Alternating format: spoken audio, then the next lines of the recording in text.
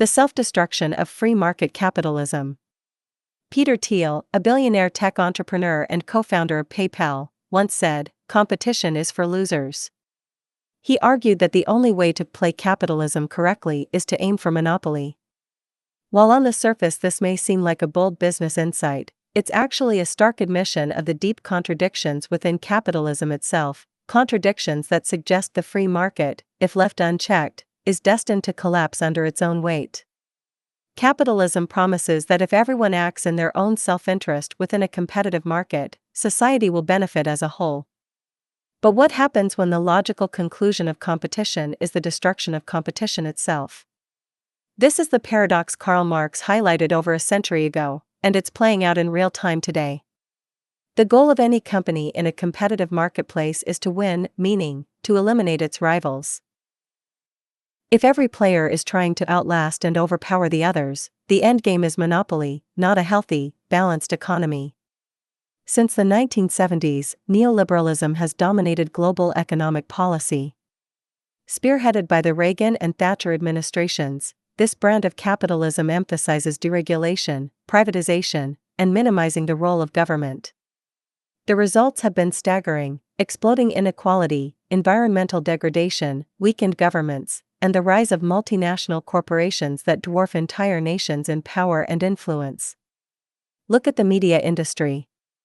Decades ago, dozens of companies operated independently. Today, only a handful remain. The same trend is visible across technology, retail, automotive, and virtually every other sector. Free market competition inevitably leads to consolidation.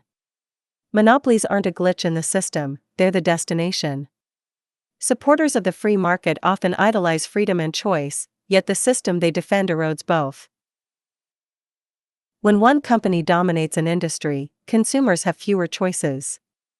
When corporations wield more power than governments, democracy becomes an illusion. The so-called free market becomes a rigged game controlled by a few powerful players. Neoliberalism takes this to the extreme. It treats government not as a protector of public interest but as an obstacle to be dismantled. Figures like Ronald Reagan infamously joked about shrinking government so small it could be drowned in a bathtub. That wasn't just a soundbite, it was a mission statement. Under this logic, public services like education, healthcare, housing, and even water are all targets for privatization. And once privatized, they're run by corporations that answer only to shareholders, not citizens. Corporations are fundamentally authoritarian in structure. Decisions are made at the top, with little input from workers or the public. So when these entities begin running sectors traditionally managed by democratically accountable institutions, the public loses control.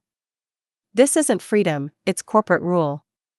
Without government oversight, there are no mechanisms to ensure clean air, safe food, or fair wages. Left to their own devices, corporations will cut corners, exploit workers, pollute the environment, and siphon wealth to the top. And that's exactly what we're seeing. We're not dealing with a temporary crisis or a corrupt administration. This is the natural trajectory of capitalism. Even during the so-called golden age of American capitalism in the mid-20th century, when working-class people enjoyed high wages and strong government protections, it was only a matter of time before capital interests clawed back control. Without fundamentally altering the underlying logic of the system, those gains were always temporary. And now, we're witnessing the results: record wealth inequality, environmental collapse, and a political system deeply influenced by corporate money. Some, like Peter Thiel, are at least honest about their intentions. They don't want competition. They want dominance. And when real competition arises, like China's development of advanced AI with a fraction of Silicon Valley's budget, they panic. Because the ideology they claim to champion is a lie. Capitalism doesn't thrive on competition, it fears it. It wants monopolies, power, and control. The alternative isn't more regulation around the edges. It's systemic change. We need to rethink our economic models from the ground up, emphasizing cooperation over competition, public good over private profit, and sustainability over endless growth. If we don't, we're headed for a world controlled by a tiny elite, where democracy is hollow, and the planet is sacrificed for quarterly earnings. The free market, as it exists today, is not just flawed, it's self-destructive. And unless we change course, we're all going to pay the price. For more information, visit thenewhumanrightsmovement.com.